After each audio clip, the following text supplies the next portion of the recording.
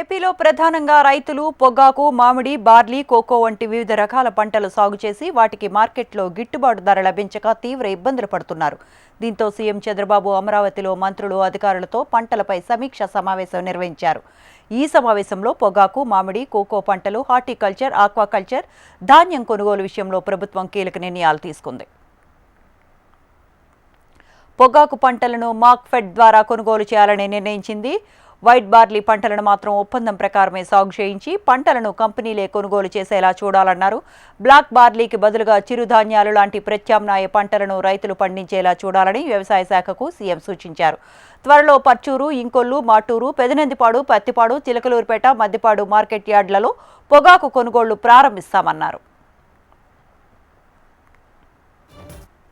రైతుల నుంచి కానీ ప్రజాప్రతినిధులు కానీ మా దృష్టికి నల్లబల్లి రేట్లు బాగా పడిపోయాయి.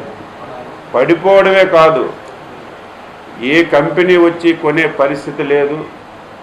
ఇమీడియట్గా ప్రభుత్వం జోక్యం చేసుకోండి 2 మాసాల ముందే మా దృష్టికి వస్తే ఇమీడియట్గా మా ప్రిన్సిపల్ సెక్రటరీ గారు, కమిషనర్ గారు, నేను వ్యవసాయ యూనివర్సిటీలో ఒక సమావేశం పెట్టి కంపెనీలన్నింటికీ కూడా ఆదేశాలు ఇచ్చాం.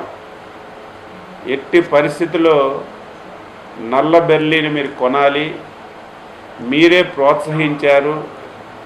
ఈరోజు కొనమని చెప్తే ఇది మంచి విధానం కాదని 2 మాసాల ముందే మీటింగ్ పెట్టి చెప్పడం, తరువాత ముఖ్యమంత్రి గారు 2-3 రివ్యూలు చేసి కంపెనీలకు అందరికీ కూడా ఆదేశాలు ఇచ్చారు.